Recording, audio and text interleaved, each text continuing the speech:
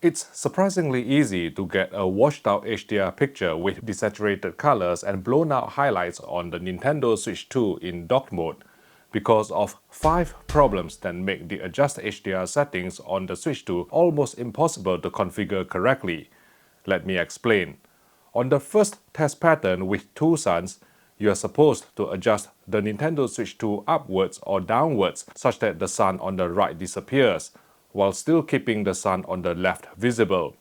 The problem with this test pattern, which lets you set the max TML or maximum tone map luminance on the console level, is that it actually only works properly on TVs or monitors with HGiG or source-based tone mapping support. Let me demonstrate. This is an LG OLED TV with HGiG support. Once HGiG is selected, if we keep pressing the up button, then it won't be too long until the sun on the right disappears, but the sun on the left is still visible, i.e. it's working as intended according to the instructions.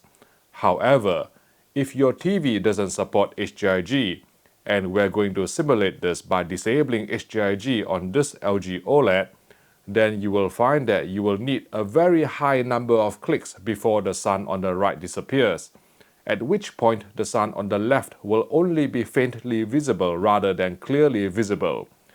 If we measure using a Canon reference monitor with inbuilt HDR analysis tool, you will see that we have already exceeded 3000 nits, which is way beyond the peak brightness of any LG OLED.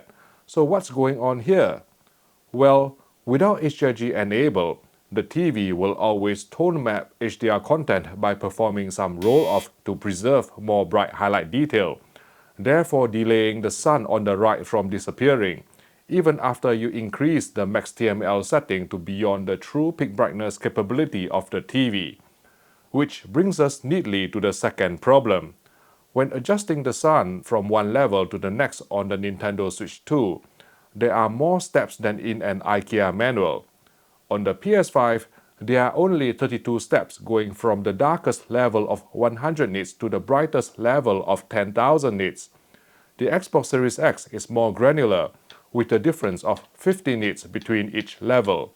But on the Nintendo Switch 2, the adjustment steps are finer than Margot Robbie's in 8K. There are just so many clicks possible. Sometimes they don't even move the needle, as measured by my Canon reference monitor. Problem number 4 in terms of HGiG calibration on the Nintendo Switch 2 is found on the second screen, where pressing the Y button on the Joy-Con lets you set the diffuse white or HDR reference white level, also commonly known as paper white in many HDR games. You can also press the X button to change the test image, but I find that the original first test image was already good enough. Here's the thing. The default paper white setting on the Nintendo Switch 2 was brighter than the reference white level of 203 nits recommended by the ITU RBT2408 standard for 1000 nit HDR10 content. The consequence is a perceptually flatter image. Midtones are pushed too high, reducing dynamic range and leaving insufficient headroom for specular highlights. The overall effect is a less impactful HDR presentation, ironically appearing more SDR-like, despite being displayed as HDR. So, we need to rectify this, but herein lies another problem. The paper white nit value changed by each click on the second screen depends on the max TML value set in the first screen. Allow me to illustrate. If we change the setting all the way to the left along the slider to the minimum value, the base paper white level will always be 50 nits. Now, if we go back to the first screen and, just as an example, set the max TML to 400 nits, then go to the second screen, you can see that to go from a paper white value of 50 nits to our target of 200 nits, it takes 1, 2, 3, 4, 5, 6, 7, 8, 9, 10, 11, 12, 13, 14, 15, meaning that each click corresponds to 10 nits. Now, if we go back to the first screen again and increase max TML to 1000 nits, then go to the second screen, go all the way down to 50 nits, then you will find that it takes 1, 2, 3, 4, 5, 6. 6 clicks to reach 200 nits, so each click is equal to 25 nits. With the max TML of 2000 nits, it takes 4 clicks from bottom to hit 200 nits paper white on the second screen, and with a max TML of 4000 nits, it still only takes 4 clicks from minimum. So with all these findings in mind, how should you configure the HDR settings on the Nintendo Switch 2 correctly for your display?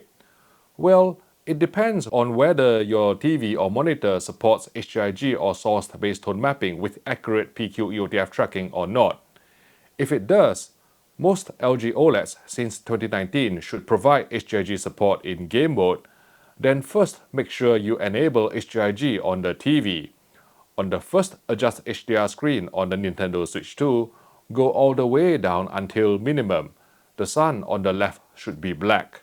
Now, gradually click upwards on the Switch 2 until the first step when you can't see the sun on the right. Stop right there. At this point, the sun on the left should still be clearly visible because it's meant to be at least 250 nits dimmer than the sun on the right.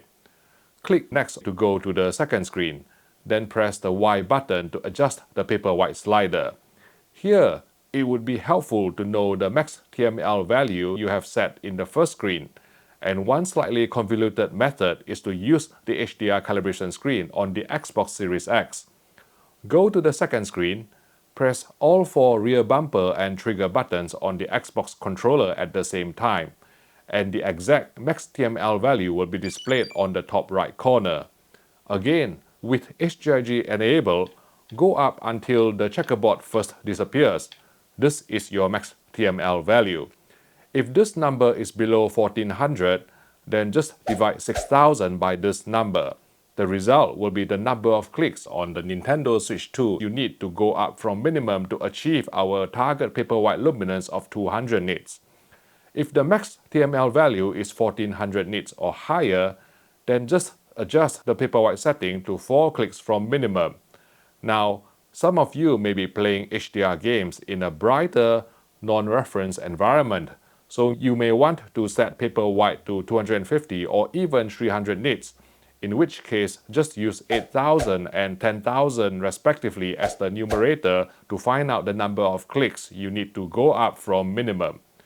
That said, if you're a purist like me who consumes content in a dimly lit room, I would strongly recommend sticking to a paper white level of 200 nits, which delivers the highest accuracy, pop and depth to the HDR image without over-brightening the midtones. Okay, what if your TV doesn't support HGiG? My advice would be to go out and buy one, because having the option to disable tone mapping on the display is key to getting the most accurate and impactful HDR experience in supported games, mainly by avoiding unnecessary double tone mapping which can dull the highlights and flatten the picture. In all seriousness though, if you are using a TV or monitor without proper HGiG support, a good rule of thumb is to set max TML to 1000 nits and paper white to around 200 nits. It's not 100% perfect, but it's a solid catch-all that should minimize clipping while preserving contrast. One quick tip: I find that the D-pad on the Joy-Con is more sensitive than my ego when I get called a shill. When making adjustments, sometimes I press slightly too hard and it will jump 2 clicks instead of 1, so I prefer to use the analog joystick. Just flick it up gently. Takes a bit of finesse, but let's just say that I've had plenty of practice with this technique. Outside of the Adjust HDR menu, there are several other settings I would recommend changing on the Nintendo Switch 2 to improve the overall viewing experience. First, switch the system theme from the default basic light to basic dark. This helps minimize the impact of ABL or automatic brightness limiter on OLED displays by avoiding large bright areas on the menu screen. 2. Set the HDR output to compatible software only, which prevents the console from forcing HDR on unsupported SDR games, something that can distort the original creative intent and, in some cases, introduce visual artifacts. And finally, I would disable the screen burn-in protection feature, which dims the image after 5 minutes of inactivity. On modern OLEDs, this is largely redundant, as they already have built-in auto-dimming for static content, and it's completely unnecessary on mini LED TVs which aren't at risk of burn-in in the first place.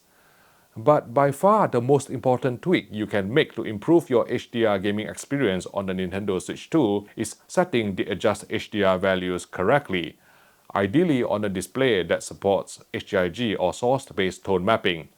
To find out why HDR games generally look better on a TV or monitor with proper HGiG support, please watch my explanation video by clicking here.